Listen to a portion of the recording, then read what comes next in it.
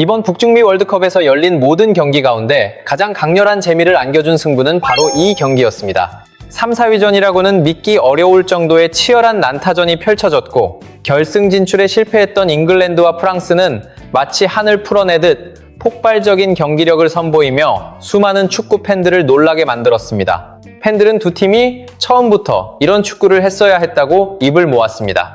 세계 정상급 공격수들을 보유하고도 그동안 지나치게 답답한 운영을 펼쳤다며 감독들의 선택을 아쉬워했고 이제서야 두 팀이 진짜 실력을 보여준 것 같다는 반응이 이어졌습니다. 여러 전문가 역시 이번 맞대결이 북중미 월드컵에서 열린 경기 가운데 가장 큰 재미를 선사한 명승부였다고 평가하면서 관심이 더욱 집중됐습니다.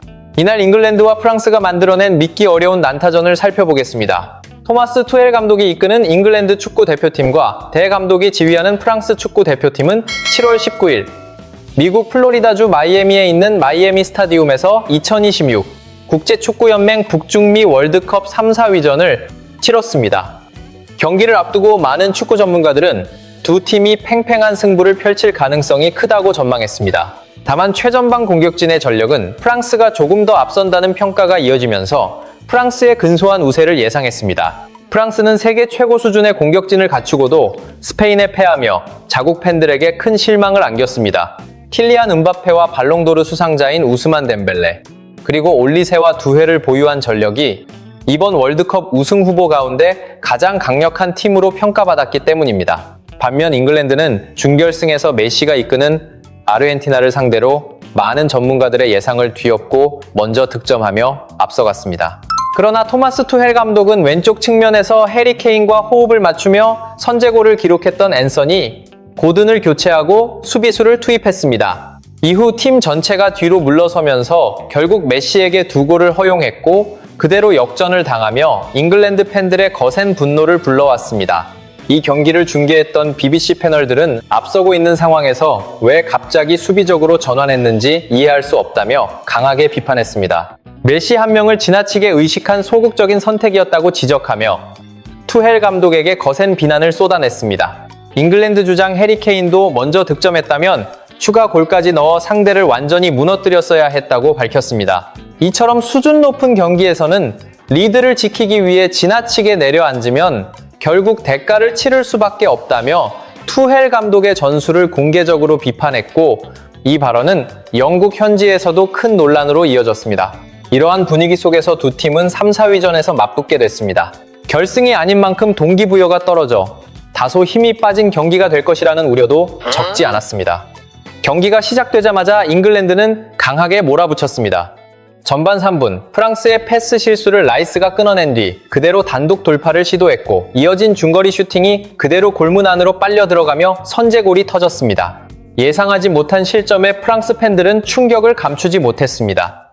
기세를 올린 잉글랜드는 곧이어 코너킥 기회를 맞았습니다. 세트피스 상황에서 쿤사가 득점에 성공했고 스코어는 곧바로 2대0으로 벌어졌습니다. 이 장면을 지켜본 일부 팬들은 경기 초반부터 두 팀의 점수 차가 벌어지는 흐름이 심상치 않다고 말했습니다. 프랑스 선수들이 승부에 대한 의지를 보여주지 못하는 것처럼 보인다는 반응도 나왔습니다. 특히 수비진이 상대 공격수들에게 제대로 압박을 가하지 못하고 있다며 계속 이런 모습이라면 큰 참사로 이어질 수 있다는 우려가 이어졌습니다. 예상은 현실이 됐습니다. 두 골을 내준 프랑스는 만회골을 만들기 위해 수비 라인을 과감하게 끌어올렸습니다. 그러나 그 빈틈을 잉글랜드가 놓치지 않았고 윙어 부카요 사카가 추가 득점에 성공하면서 점수는 3대0까지 벌어졌습니다. 많은 축구 팬들은 단순히 점수차보다도 실점 과정이 더욱 충격적이었다고 평가했습니다. 사카 한 명조차 제대로 막아내지 못한 채 우왕좌왕하다 실점하는 프랑스의 모습이 과연 국제축구연맹 랭킹 상위권 팀의 경기력이 맞는지 의문이 들 정도였다는 반응이 이어졌습니다. 하지만 프랑스 수비진의 실수는 거기에서 끝나지 않았습니다.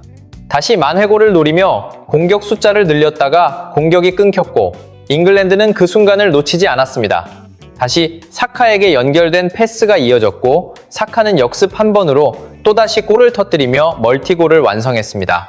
결국 프랑스는 전반전이 끝나기도 전에 4골을 허용했고 자신들은 단 한 골도 넣지 못했습니다. 이 모습을 지켜본 프랑스 팬들은 분노를 감추지 못했습니다.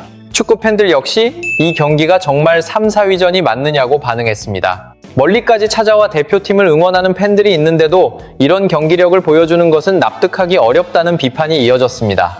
국가대표라면 자존심과 책임감을 보여줘야 하는데 그런 모습은 보이지 않는다며 돈만 밝히는 선수들이 아니냐는 강한 비판도 나왔습니다. 전반전을 0대4로 크게 뒤진 프랑스는 후반전 시작과 함께 분위기를 바꾸기 시작했습니다. 가장 먼저 음바페가 득점에 성공하며 추격의 신호탄을 쏘아 올렸습니다. 하지만 점수 차가 워낙 컸기 때문에 프랑스 팬들은 아직 크게 기대하지 않는 분위기였습니다. 그런데 바르콜라가 프랑스의 두 번째 골을 터뜨리면서 점수는 4대2가 됐습니다.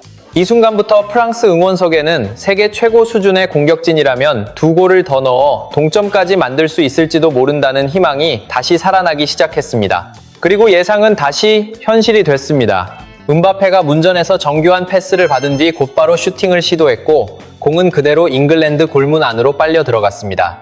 스코어는 4대3이 됐고 프랑스 응원석은 엄청난 환호로 들끓기 시작했습니다. 이때부터 경기의 향방은 누구도 쉽게 예측할 수 없는 흐름으로 접어들었습니다. 그러나 프랑스가 잉글랜드의 결정적인 페널티킥을 허용했고 키커로 나선 사카가 침착하게 성공시키면서 스코어는 5대3이 됐습니다. 순식간에 프랑스 응원석은 찬물을 맞은 듯 조용해졌습니다. 하지만 프랑스는 끝까지 포기하지 않았습니다. 경기 종료를 불과 2분 남겨둔 시점, 덴벨레가 단독 돌파에 성공한 뒤 환상적인 가마차기로 득점에 성공했습니다. 프랑스는 다시 5대4까지 따라붙었고 경기장을 가득 메운 프랑스 팬들은 다시 한번 뜨겁게 환호했습니다. 이 장면을 본 일부 축구 팬들은 전반전에 프랑스 수비진이 집중력을 잃은 듯한 수비만 하지 않았다면 충분히 승리를 노릴 수 있었던 경기였다고 평가했습니다. 남은 시간이 1분 30초에 불과해 역전은 쉽지 않아 보이지만 동점만 만들어도 이번 대회 최고의 명승부가 될 것이라는 반응도 이어졌습니다. 이런 상황에서 잉글랜드는 아르헨티나전처럼 수비에만 치중하지 않았습니다. 한 골 차를 지키려 하기보다 정면 승부를 선택했고 경기 종료를 1분 남겨둔 순간에도 공격적으로 맞섰습니다. 그때 잉글랜드의 핵심 선수인 주드 벨링엄이 프랑스 수비를 혼자 무너뜨리며 드리블 돌파를 이어갔습니다. 이어진 슈팅은 그대로 골망을 흔들었고 점수는 6대4가 됐습니다. 믿기 어려운 스코어가 완성되는 순간이었습니다. 이 장면을 지켜본 프랑스 대장 감독은 얼굴빛이 완전히 굳었고 주드 벨링엄에게 연이어 무너지는 수비진을 바라보며 당혹감을 감추지 못했습니다. 몇몇 축구 팬들은 이 경기를 보면 투헬 감독이 왜 아르헨티나전에서 뒤로 물러서는 선택을 했는지 더욱 이해하기 어렵다고 말했습니다. 한 골을 내주더라도 두 골을 넣겠다는 각오로 계속 밀어붙일 수 있는 공격진을 보유하고도 메시만 지나치게 의식하며 소극적으로 운영했던 전술의 문제점만 더욱 분명하게 드러난 경기였다는 반응이 이어졌습니다. 결국 경기는 무려 10골이 터지는 난타전 끝에 막을 내렸습니다. 모두의 예상을 뒤엎고 잉글랜드가 우승 후보 프랑스를 꺾으며 3위를 차지했고 대회를 성공적으로 마무리했습니다.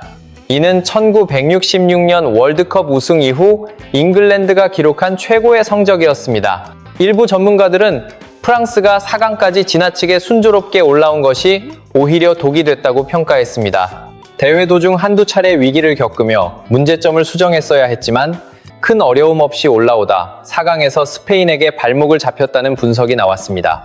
반대로 잉글랜드는 투헬 감독이 4강에서 아르헨티나를 상대로 지나치게 위축됐고 앞서고 있는 상황에서도 수비적으로 물러나면서 스스로 패배를 자초했다는 평가를 받았습니다. 이번 경기에서 멀티골을 기록한 음바페는 월드컵 최다 득점자의 영예를 차지했습니다. 잉글랜드 역시 1966년 우승 이후 최고의 성적인 월드컵 3위를 기록하며 대회를 마쳤습니다.